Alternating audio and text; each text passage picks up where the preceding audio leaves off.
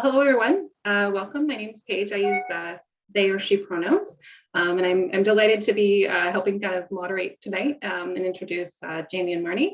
I do just want to start us off with territorial acknowledgement. So I'm in Waterloo, Ontario, Canada, and this is the traditional territory of the Haudenosaunee, Anishinaabe, and Neutral peoples. This is land that was promised to the Haudenosaunee as part of the Haldeman Tract, and it runs 6 miles on either side of the Grand River, a big river that runs through our area. So I invite you to just take a silent moment now, or put it in the chat and reflect on the land that you're on, where you are, the people that have come before you, your own connection to that land, and your hopes for its future.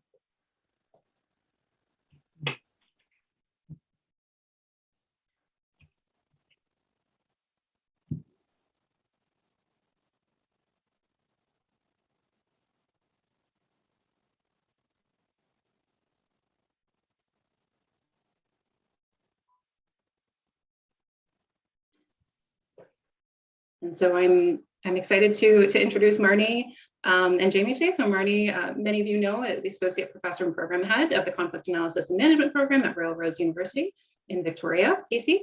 And Jamie Price, Executive Director of the Sargent Shriver Peace Institute in New York City. And I will turn it over to you two. Thank you. Thank you, Thanks, Paige. So Jamie and I had a number of conversations about why this is so important and what we would like to do to think about it and talk about this theory of change. And so we thought we would start with me talking about what my understanding of it is, and then Jamie sort of adding and supplementing, and so sort of talking back and forth about the insight theory of change, and then using a case from my current practice, and that then we would think through the theory of change as it applies to that case, and then open it to your thoughts about cases that you're working on, or other examples that we can then apply in the same way. So the first part will be primarily conversation with, like, feel free to ask any kind of questions, and then it will be over to you for us to think through with you about how to apply the theory of change. Is that about right, Jamie? Yeah, and I think the only, and we would do this anyways, in between the transition from our discussion of the theory of change to the particular case, we'll make sure that it makes sense before we go on to apply it, see what questions you have, if there are any clarifications or additions that need to be made.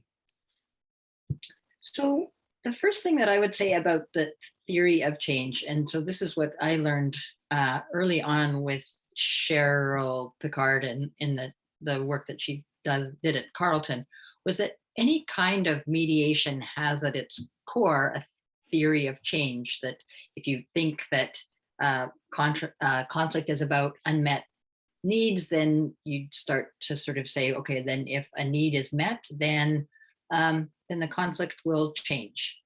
And with the insight theory of change, that if conflict behavior is understood to be a decision to defend against threat, then there has to be the way to change the behavior is for people to make different decisions. And the way that they make different decisions is by getting new information, or like different new understanding, or discerning significance differently, or finding other options or new possibilities that they can deliberate, or they can be more conscientious in deciding which one is the best option, or they could verify that what they know to be true. So there's just there has to be an interiority to the decision making for conflict behavior to change. So that really is the fundamental cornerstone of the theory of change. And then that also happens to take place, that we're always carried by our roles and in the patterns of interaction. So for social change to take place, there has to be an interiority, a decision that individuals make within their social locations and their interactions for change to happen. So that would be sort of a starting point of the insight theory of change. What do you think, Jamie? I think that's a great starting point. Thank you, Marnie. You pretty much covered it. So I will reflect as much as anything else. I mean, reflect back what you said as much as anything. But I think you're right. If sort of the cornerstone of the insight approach, and again, I acknowledge Cheryl for this discovery and her, in a sense, the concern for theory of change at the heart of the insight approach comes from her work with Ken saying, I have these theories of mediation, but they don't really explain what I'm doing. What does? And so there's this empirical drive that's been central to the insight approach from the beginning, and the theory of change is kind of the backbone of it. So we have the two key variables for conflict behavior: one, an apprehension of threat, and two, the decision to defend against it. And if those two things come together, you get behaviors that are conflict, whether they're fighting or fleeing or fawning or freezing. So the question we all ask as professionals and analysts is, how do you change that? And the only way to change that, as Marnie was saying, is to change your mind, to change how you're valuing the situation, or to change how you've decided to respond to it. And here's where the tricky thing is about the insight approach, as you all know, is that the only way you really get somebody to change their mind if you get them to reflect on how they're using their minds now. So if the only way my conflict behavior is going to change is if I'm no longer seeing a situation or a person or an instance as threatening, I'm not going to engage in conflict behavior. But the only way to do that is to help that person reflect on the reality of their perception of the threat, or to reflect on the wisdom of their decision to defend against it in the way that they are. So to me, you're right. All of those things happen within carriers, all of those things happen within roles, all of those things happen within systems. So there's greater and lesser probability of either engaging in conflict behavior or transforming your way out of it. But the key theory is those steps, that there's an apprehension of threat, a decision, a mind that's doing that, a mind that needs to change. And here's where the change factor is, and the basic empirical piece of it. The further empirical piece is, unless we can help a person, including ourselves, reflect on how they're using their minds when they're making those decisions, their minds won't change.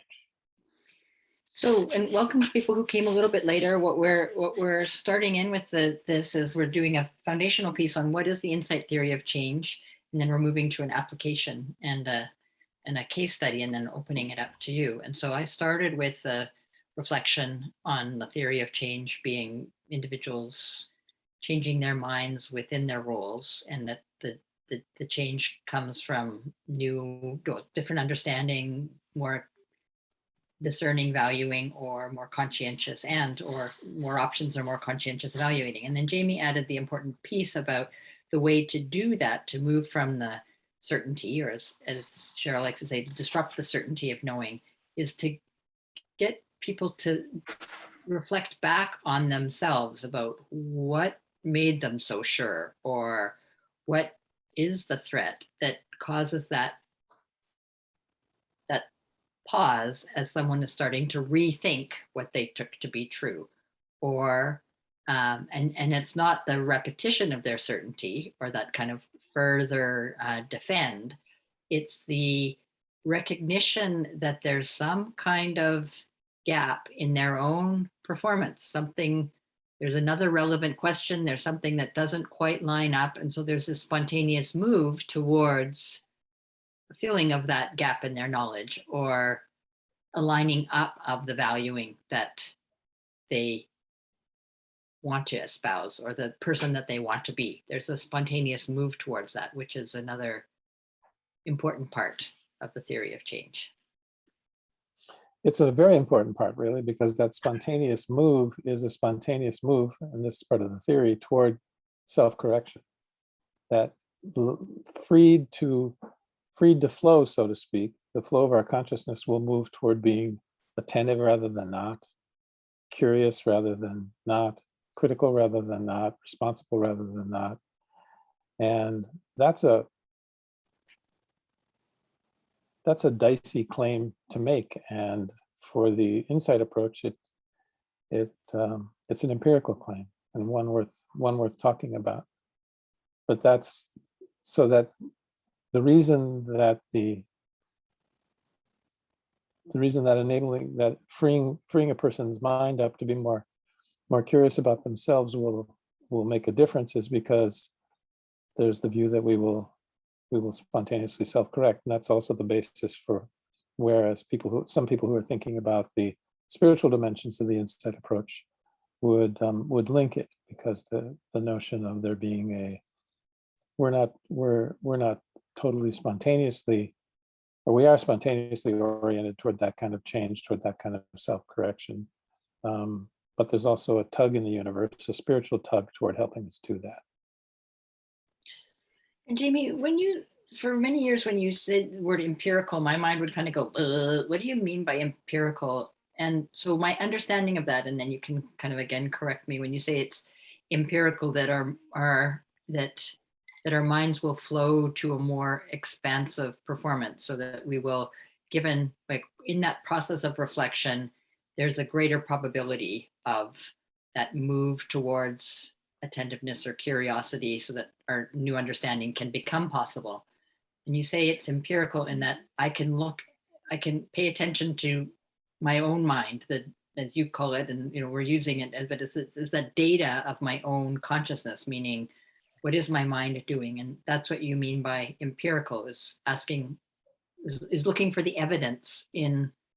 That's right. That there's an experiential base for the claim. It isn't just something that I believe because I think so, or that somebody told me, or that I deduce it from a first principle, some sort of abstract principle. It's because there's an experiential base for it. And the claim rises or falls on the adequacy of the experiential backing for the claim. So it's a risky thing to do. And that's why the insight approach is constantly self-correcting too, as we get more and more attentive and more refined to the data that's going forward, and why conversations like this are really important to engage in thinking critically about whether we've got it right.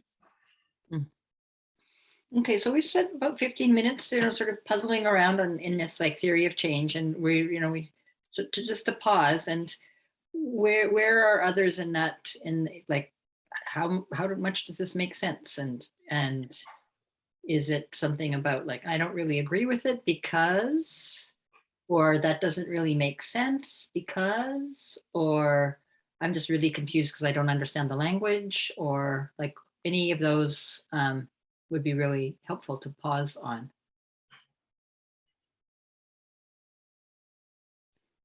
Go, Kim. So I don't know why, but you know how like the light bulb goes on and you're wondering why that was off for so long. But I just finally got, when you were talking about that it can happen at any time in the loop, that it's at every place. So I don't know what you said, but thank you for that. I guess, I was looking at it more on a micro level than on so many doors of the potential for change. That's really cool.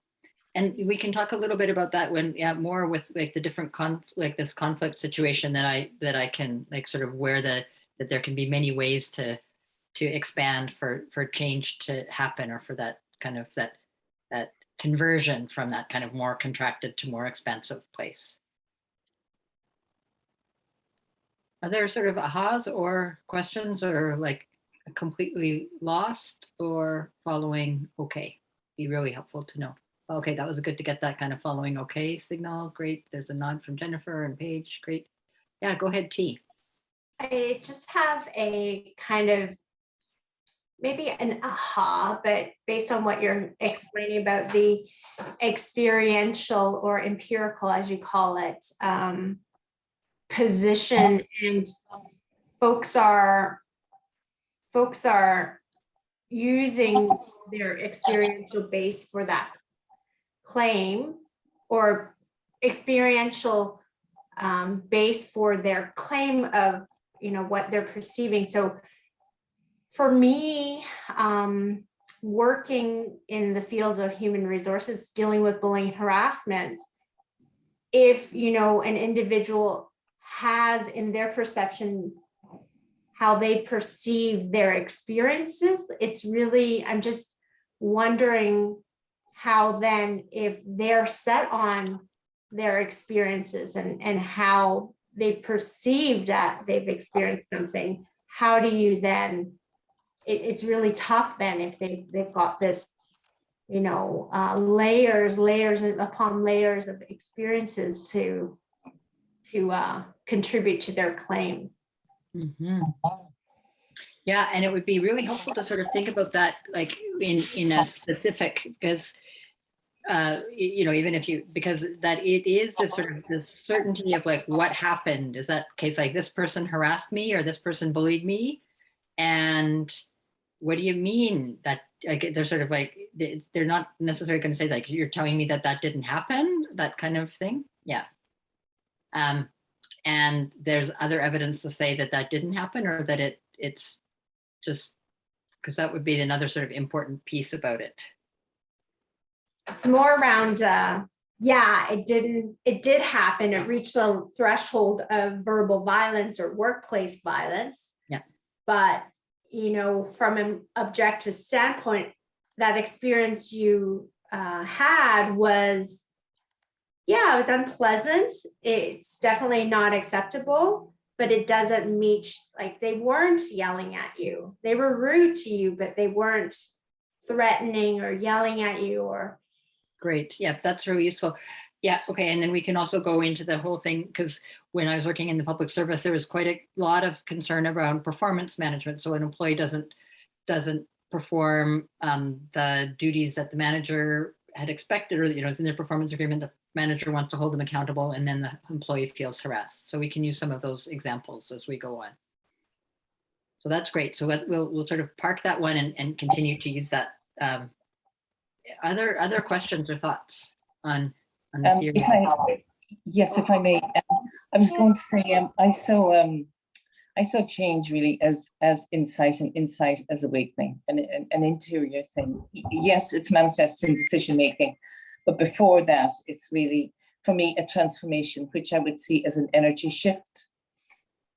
Whether it's either a release of tension or an expansion of perspectives, a shift from closed to open, or in the spiritual sense, a total turning around, and being able to see in a totally different direction.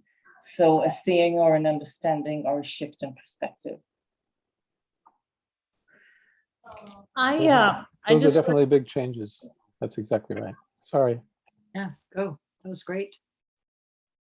So I've been doing mediations for 30 years, and the way I see change and why people get really positional and are having a hard time shifting away from their position, because resolution to a conflict requires change, right? And change requires us to feel safe, because otherwise the threat is still felt very deeply, and the threat to our safety is a self-preservation response. So in my experience of doing hundreds of cases is that people will not change as long as they don't feel safe. And a mediator could create some safety by at least acknowledging their perspective, listening to them, being curious about their perspective, and it kind of empowers them to know that they are not, there's no retaliation right here, that the mediator is not going to make any decisions for them. It's not going to demand of them to shift from their position. The mediator is just there to hold that space for them to explore to the extent that they can and feel safe enough to explore what would the change look like? What are the possibilities out there? And if they find themselves in a partnership with somebody else that is also willing to support the changes and provide some safety, I think then people will start shifting. Otherwise, it's very, very difficult for people to shift away. Even though they know it's harmful to them. Ultimately, conflicts are harmful to them. They would rather be in the conflict and be and see if they can get out, can be right and convinced that they are right, rather than risk not to the risk the possibility that they are too vulnerable. If they change without some safety net there. And I think Sephora, that it was that I know you were at the summit 2 summits ago, and it was one of the things that just as you were talking, hi Leela, as you were talking, it helped me again sort of reflect on a couple of things. So one that Cheryl has often said is that, you know, for that the mediator then doesn't become another sort of source of threat for someone to defend against in that way. And then also, as you were talking, it made me think about that in Insight. I think it's quite helpful to have sort of recognize that people may be sort of apprehending or discerning different kinds of threat. So there may be this kind of personal threat, like if this conflict changes, then I'm going to be like, I'm going to have lost. And so that's going to like make me feel bad about myself. So that sense of like, I don't feel safe like with myself, or if this conflict resolves and I'm not going to be able to serve some kind of practical, then I'm going to have to sell my house if like it's going to come to that. So I'm going to try and protract it. Or there may be some kind of relational, I just want that person to know that they left me and the leaving me was wrong. And if I settle it, then they will never really, then, you know, they won't have come to that. Or some kind of systemic kind of threat where it's a sense of like, I'm not, you know, I wouldn't be safe to settle this because there may be some kind of systemic reason, like then something about the legal system, or, you know, there's different kinds of ways that people may feel safe or unsafe. And I think that's sort of being able to recognize that there may be different things going on, and that to really recognize like it is that vulnerability that is that people are defending against that may prevent a resolution is really important, as you're saying. And that then the change is that recognition that once there's sort of a sense of the threat is less intense, then there's not that need to defend, and then learning can happen.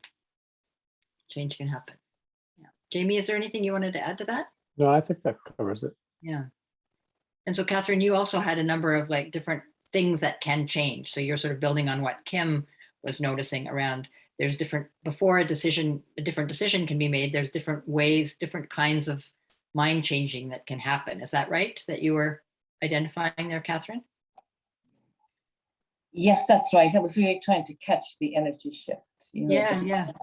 Either the release of tension or the opening of some closed perspective, or the turning around in a total mindset change like conversion. Yeah. And that's interesting that you talk about energy, because it's something that yeah, Jamie, what do you think about the term of energy, and what is that? Because that burst of energy and the blockage of energy that Catherine's talking about. Well, I mean, I know the energy she's talking about. So it's a question, and I know the difference between physical energy, between what it feels like to have somebody hit me with a pillow, or, you know, push me down, or, you know, that kind of physical energy, and the energy of release at getting an insight, or the energy of release that comes from conversion or turning around. All of those are the felt sense of being conscious in a new way and mind shifts. So I mean, I think it's important to recognize that when we talk about theory of change, there's a whole range of changes we're talking about.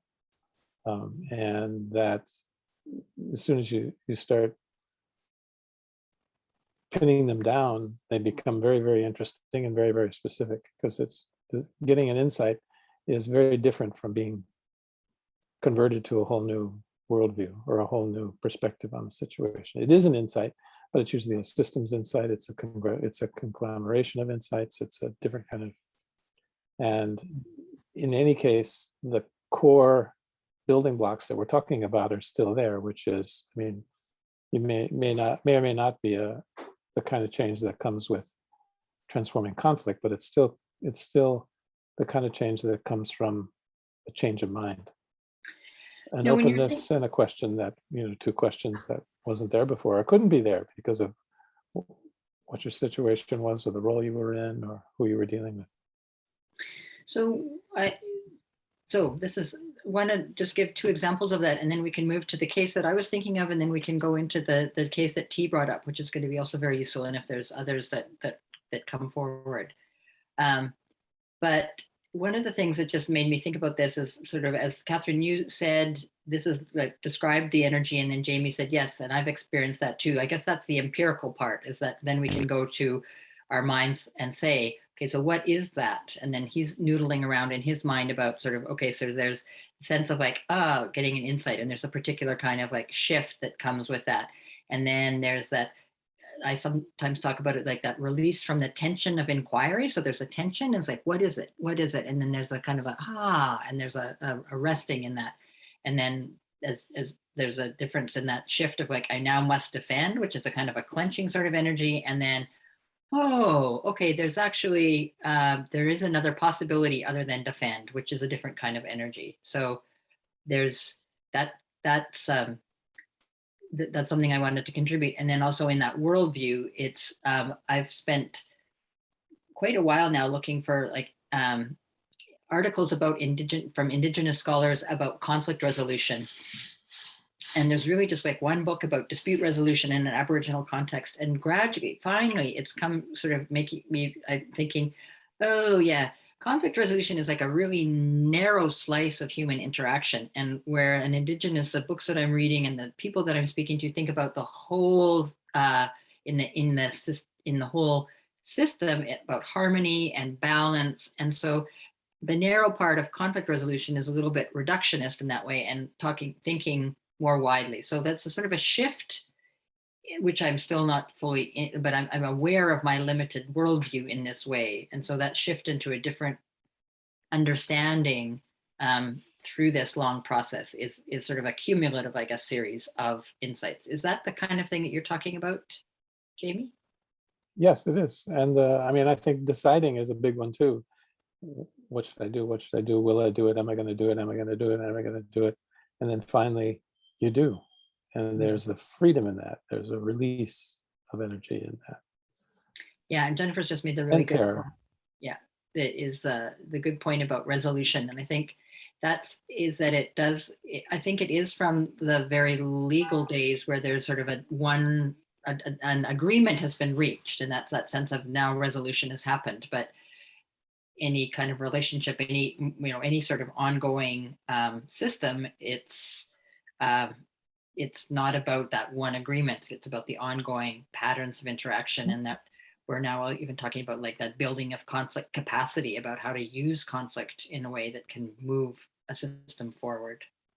So with that in mind, I would like to tell you the story of this school that I had once been working with, and it was Black History Month, and so the several Black students from the Black History Month committee had decided to play music in the cafeteria, and they played the music, and some students found it too loud, and they were also students from, apparently there's some students who were sort of called Asian in this way. So there was this division within this very close knit school, that the Black students felt, well, the Asian students aren't respecting our culture, and the Asian students were saying, don't put your culture on us without permission. So there was a significant split in that way in these two systems, or this way, like the system had split in this way. And so Jamie, do you want to, like, where do we go next with this in terms of an insight analysis? What did they do with the split? Okay. So they rallied. There was a complaint to the administration, and there was a kind of a polarization in the community, where some students felt like they needed to side with some, and then other students needed to side with the other. So is that what you mean by what did they do? The affronted ones? I guess so. So there's a dispute about whether or not the music is too loud, and they were confronted. What it sounds like we're talking about the valuing and the aligning along similar valuing. Were there any particular decisions that they made with regard to each other? What was the conflict behavior specifically? Right, so that's good on the conflict behavior. So there was like a complaint made to the administration, and there was a kind of, I think they had to turn the music off, so that there was a kind of a shutting down of the behavior, and overall a sense of feeling, so that there was that they had to shut. So there was a complaint, which was a kind of the fight behavior of like, we have to stop this behavior by appealing to authority. And then there was the kind of calling out of the students who hadn't appreciated Black History Month. So there was this divide, and so a lot of negative talk about those complainers on group chats. So, well, I'm sorry to be struggling a little bit. I think as it relates to the theory of change, the question is partly what was the administration, or what were they hoping to change by going through procedures, by making a complaint to the administration? That was one. They were seeking change through the system, and then the administration made a decision, which was to have the people who turned on the music turn it off. They prohibited the music from being playing. And those all seem like extrinsic power plays to me in the ways we're talking. It doesn't seem that anybody's mind would be changed by that. It would be one group versus the other. And one group had an in with the administration and won on their side. And then the response was negative words, as you said, by the group who were affiliated with Black history and the music that was on in the room. So it sounds like kind of a classic case of conflict spiral going on, even though there may be a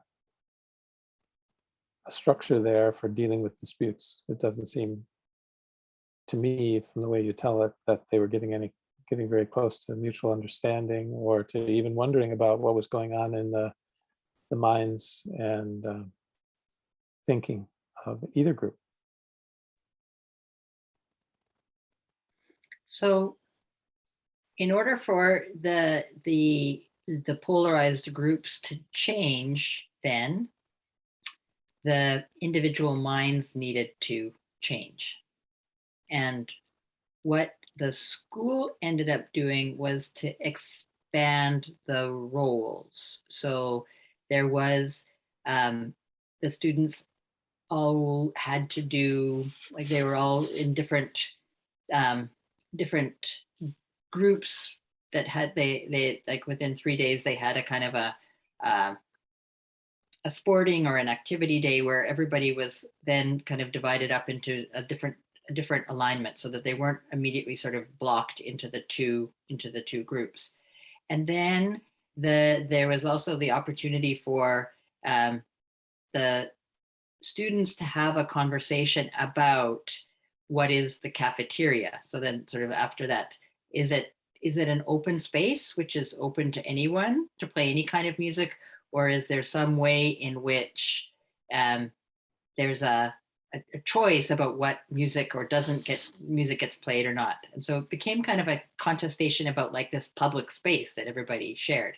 And that became then a very different conversation about who shares what culture and what the culture war had become. So they did two things in that way. They changed the pattern of interaction and the roles so that the students were not only like diners and dancers, let's say, in their role as student, that they were also then in the role of like team member. So they sort of shifted the roles in that way. And then in the conversation, so gave that chance to expand and reflect on the situation a few days later. And then to be able to say, so what was it about the loud music? What was it about not having the music on? And once the Black students had a sense of it being like this was a space that wasn't open to all in the way that others could see, that there hadn't been a noticeable like recognition of other kinds of cultures in that space, or that was the first time that it happened, then it became a different kind of conversation of how do we want to use that space and how can we celebrate your culture without, in a way that we can all get behind. So it was also that it kind of came up on people, that it wasn't an expected event. So Jamie, anything else you want to say about the sort of the change that happened amongst the individuals within their roles, within the patterns? I guess I would just note, not so much that, although, I mean, that's very interesting. I guess I would note that what you said, that in terms of the theory of change we've been talking about, the process that I guess was the school used to deal with this opened up the question of, or enabled them to ask, is it really so that that my music and my culture is being canceled here by being turned off? Or are there other factors involved? So the band, I mean, it sounds like they had the opportunity and to listen or to hear what other people said, how they valued or disvalued the music and what the problem was and how they felt threatened by it. And then that sounds like it opened up further opportunities to think about different ways of using, as you said, the space, or different ways of using the music system that was in the cafeteria, and other people could have turns, or there would be ways of adjudicating whose culture gets to be heard that way and experienced that way. And so that people weren't canceled, they were affirmed and they were heard. And so it sounds like that would explain how the shift took place. Mm-hmm. And so it was an interesting conversation so it often goes on my mind that what Cheryl and Ken have talked about and what you've talked about, Jamie and Megan as well, about like this shift from a clash of positions to an encounter of persons. And so whether they were fighting about concepts in that way, about you're shutting down my culture and you're not, you're shoving your culture down my throat, then there was a disruption in that certainty. And so it also makes me kind of think over to what T has been talking about a employee manager, let's say. So an employee and manager, that the employee feels harassed by the manager who is mean to them during a performance agreement. Is that a fair enough one to go with? And that the employee is so certain that the manager was shaming and belittling that they've decided to file a harassment complaint. Are there any others that you want to kind of put into the mix? Yeah, Jennifer, that's it, that reopening up what has been decided. So that's what Jamie was talking about, that as that chance to kind of think back, or that reflect on it. Because it's quite an awkward phrase about this reflexively aware. Maybe we should just pause on that a little bit. Jamie, what do you mean when you use the word like reflexive awareness? Did I use that? I mean, well, we are conscious beings. And I guess when we are aware that we're conscious, we have to be aware that we have to be explicitly aware that we're using our minds to pay attention to how we're using them. And so that's, I guess, what I mean by reflexive awareness. If somebody asks you, so what was your felt sense of that? And you're thinking about, how did you feel? What came up for you in that regard? You're paying attention to the way your mind was working to value a certain thing. That's to be reflexively aware of your valuing. If somebody asks you, what made that the best thing to do? And you start wondering about what your reasons were for choosing this course of action rather than another, that thinking about your reasoning is to be reflexively aware of your deliberating and deciding. That's so paying attention to the data of consciousness. So you may not be aware, oh, I am deliberating now, but you are, so if you were to ask me, like, what other choices did you have? I'm not consciously aware that I'm in that, the operation of deliberating, but I am starting to wonder, oh, what were my other options? And so you're paying explicit attention to the way you were using your mind. So it may not be aware. You may not name that that's what you're doing, but you're doing it.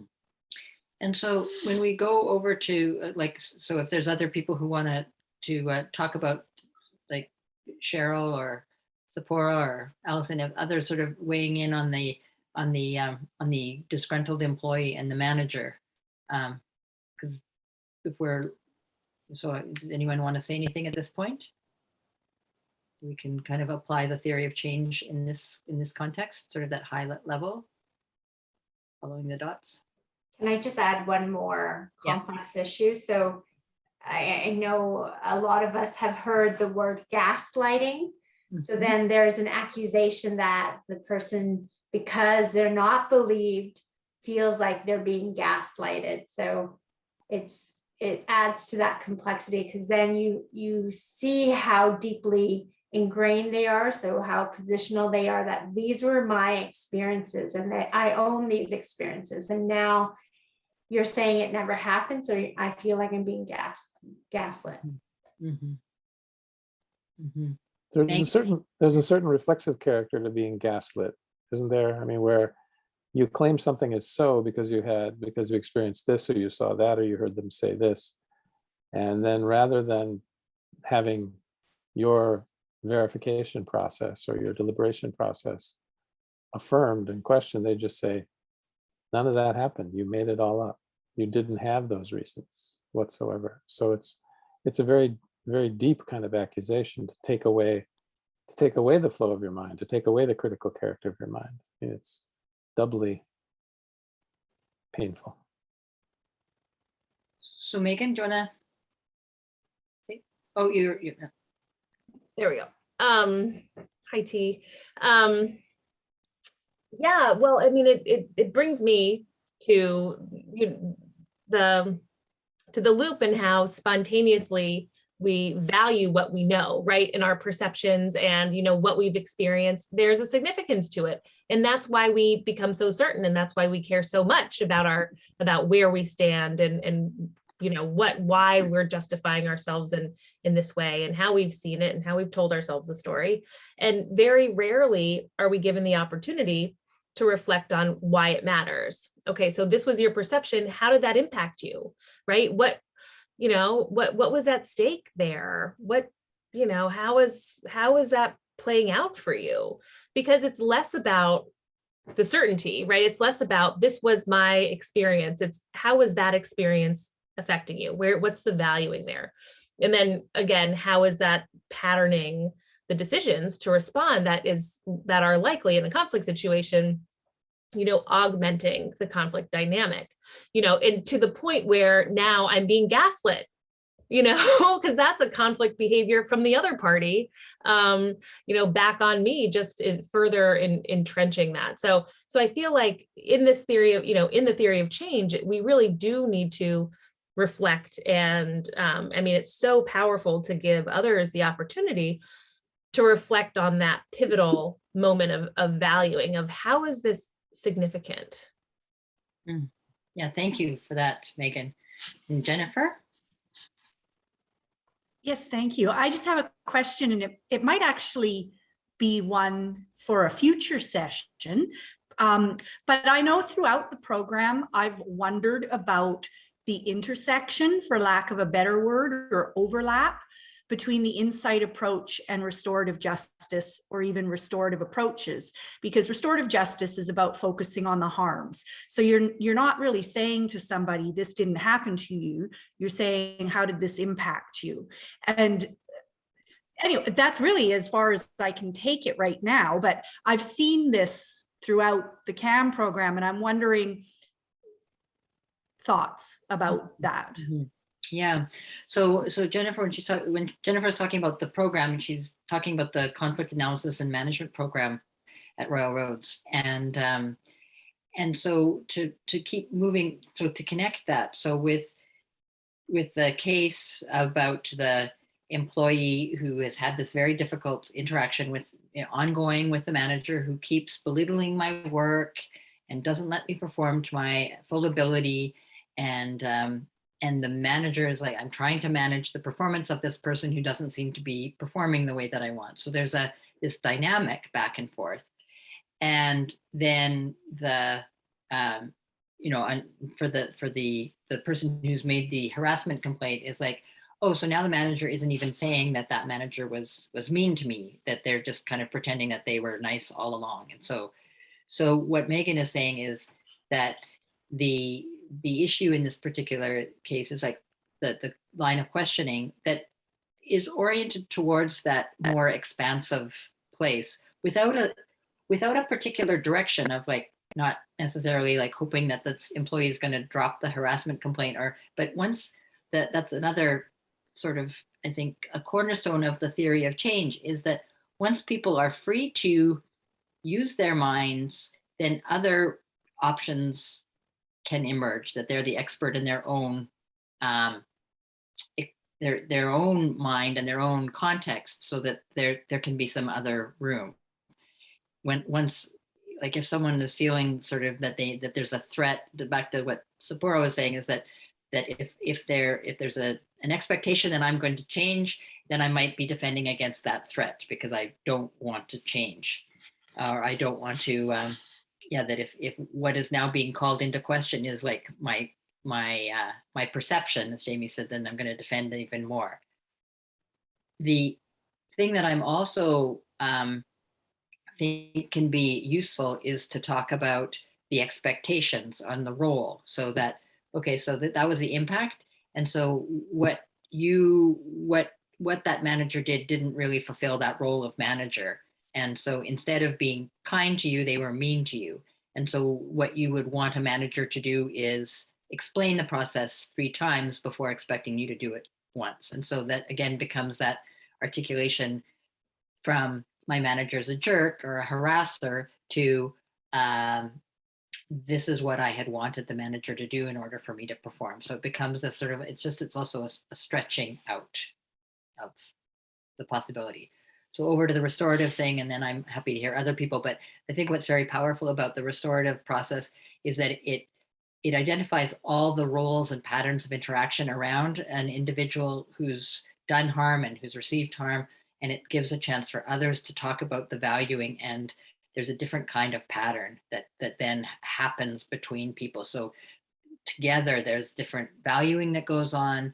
The roles are shifted so that someone is not only perpetrator or victim, that they're seen in multiple roles as mother, daughter, father, son. There's the wholeness comes, and so there's different carriers then in that way of as a son I may behave differently than as this in this other context. So I think there's so many powerful ways that restorative processes work, and that we haven't spent as much time as we could on that. So I think you've raised a really, really good point. And that's also coming back to workplaces where there's often not enough attention on restorative process in that way. So the relationship then between restorative processes and insight is that, at least the way we're talking about it tonight, as opposed to different practices that have developed, is that it helps to explain what restorative justice is doing and why it might work, or if there are places where it breaks down, where those knots are getting tied. So, I mean, one of the interesting things about the insight approach is that it is both an analytical tool, and then given its analysis, it becomes a practical tool for doing mediation, policing, workplace interventions, restorative justice, all different kinds of things wherever there is conflict, or wherever anybody's using their mind, actually. And so by that, Jamie, when you say that it's both an analytical tool and a practical tool, do you want to say more about that? I'd be happy to. What's your question, though? Yeah. What's the significance I of was that going thing? to add on to that a little bit about that the analysis is the precursor to the method or the strategy. Yeah. It's the precursor in the sense that if you have an analytical framework or an explanatory framework for how things work, for how change happens, for how the mind works, for how people interact, for how threat operates, for how it's, how it's carried, and you have a particular situation that you're asked to intervene in, you have a framework for designing your intervention. Right. Okay. And so that makes me think about what Cheryl has often said, is like that you're not focusing on the defend story. You don't want someone to re-explain why they chose to hit someone with a spaghetti noodle. So that you don't want, why did you do that is not the right question. But because that's just repeating the defend story, but to be able to understand, like, what was it that led to that behavior and what made that behavior the best option given the circumstances. Those are the kind of questions, knowing that when someone's able to reflect on those, that there's a greater chance that their mind might change for other options to emerge. Yeah, they might recognize that it wasn't the best thing that they could have done, or that it maybe wasn't appropriate. And they may shift or acknowledge harm. Greater understanding of what was the threat that was driving the noodle behavior. Right. Yeah, Megan? Yeah, sorry. I feel like I think one of the really important pieces here is that we don't often pay attention to that. I mean, we're so outwardly focused. We're so focused on throwing the spaghetti noodle rather than wondering, why did I do that? I mean, what was I hoping to achieve, or why did I think that was the best thing to do? And I just think that it is worth stating concretely that that's just not something that we do enough. And so that's why activating curiosity around that interiority, around how we know and what's significant, and how we're deciding does lead to change, because we're just not used to doing that. And then when we do, we get to wonder, oh shoot, why did I do that, and was that the best thing? And so that's where the insights come in. One of the things that Chuck Kobasi shared with the first event of this year was a story that Chuck prefaced with a story of he got mugged by some young people, and his first question to them was like something along the lines of like, why is this your best option?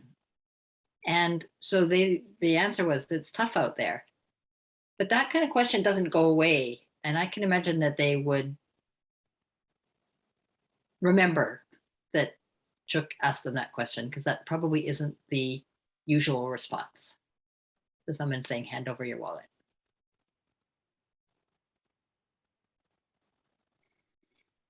Other thoughts in our last 5 minutes? And that session was recorded if you want to go back and have a look at it. It's definitely an amazing story.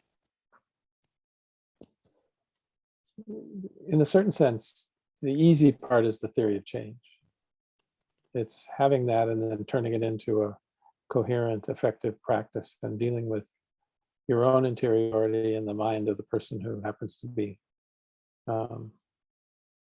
across from you, so to speak, or agitated, or particularly in the moment, because there's a lot of, I mean, that's the amazing work that Cheryl does, and you do, Marnie, and you do, Megan.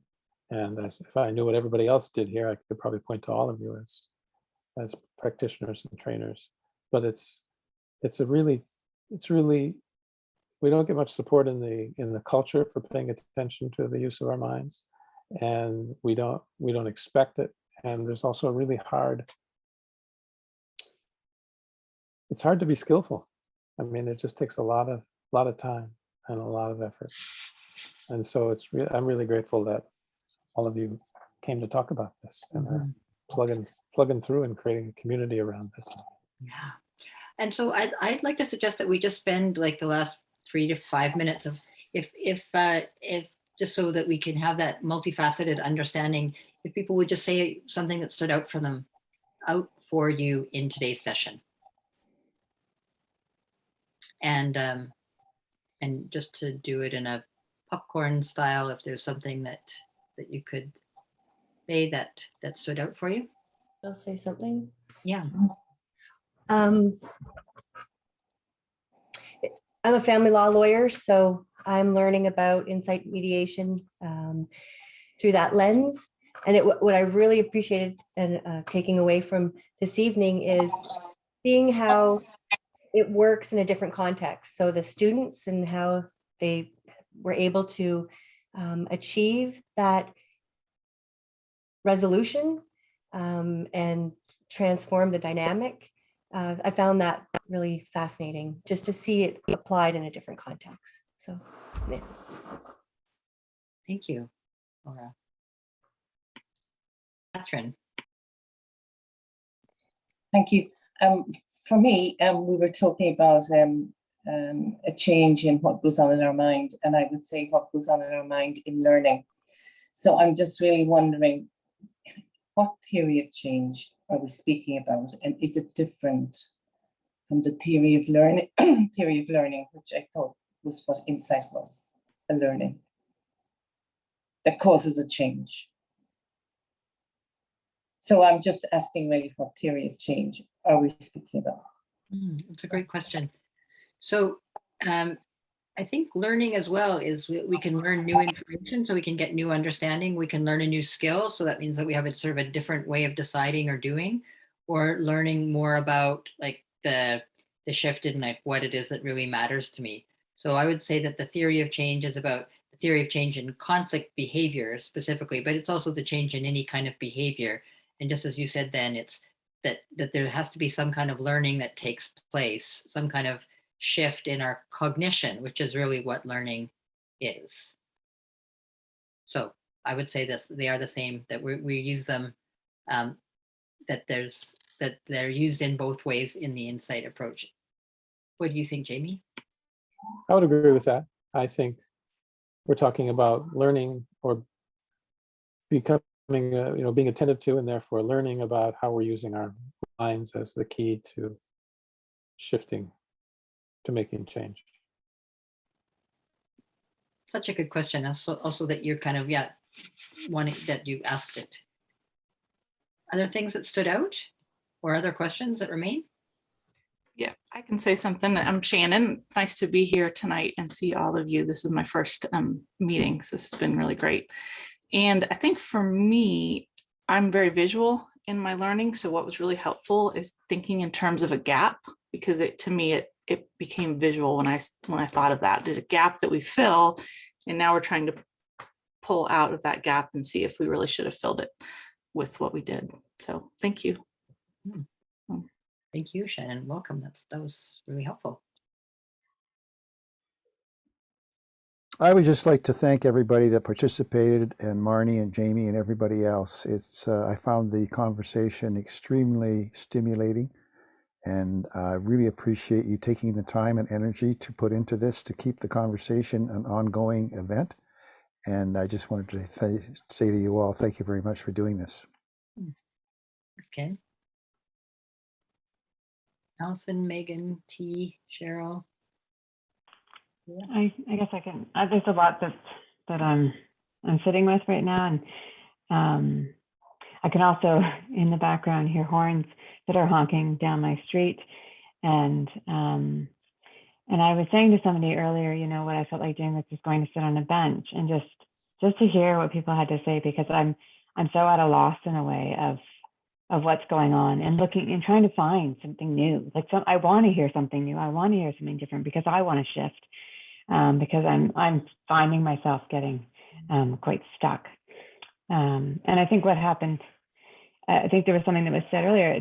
It's not about me going to sit there. It's also me going to ask questions that can open that up. So it's much more of an active role as opposed to a passive role. And so I feel a bit more empowered, I think, to think a bit differently around that. So that's one thing that came up. And the second thing that I'd like a little bit more conversation around is the mind. And when you use the word mind, what do you mean by mind? And I think for many, many years, I've just connected the mind with the brain. I'm like, the mind's the brain. And then I've been doing a bit of reading. I'm like, no, actually, they're quite different.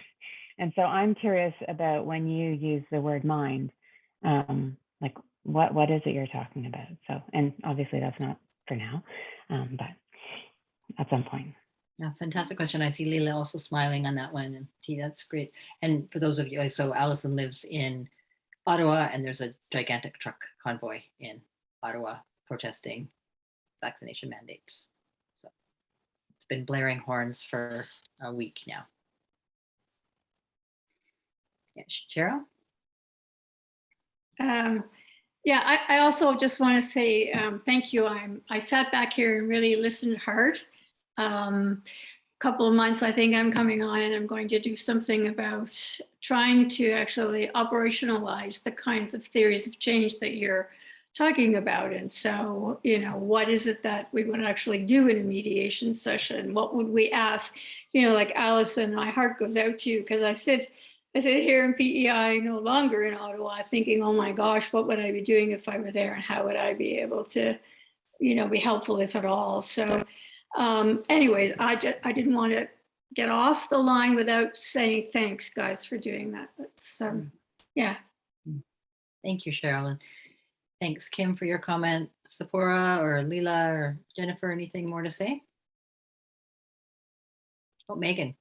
Yeah, so I just wanted to say that, you know, I'm going to be doing a learning series on insight terminology and the mind in the loop, I think in June. I think that's where we have it scheduled. So definitely sign up for that. We're starting these 3-part learning series through EC starting in April. And also, and Kim asked, I've also done an EC session just on kind of the loop, which is really the pattern flow of our minds. And so I have the YouTube link. I'll put it in the chat for everybody. If you're interested in watching that, it's, you know, it's just me going on. So, but it might be, you might find it helpful or interesting. But thank you for this, Marnie and Jamie and everybody else. I'm always excited to think about insight. Yeah, thank you. And so if there's any other last thoughts or contributions to make, because I want to do one more thank you to anyone else. Okay, so thank you to Paige. Paige has just taken on this role of coordinating events and sending out information and getting the speakers organized. And it's just a huge leap forward and just a really welcome role to take on. So thank you, Paige. Thank you for Indeed, thank you. All right, so onward and upward and outward we go. Thank you, everybody. Bye. Thanks so much, guys.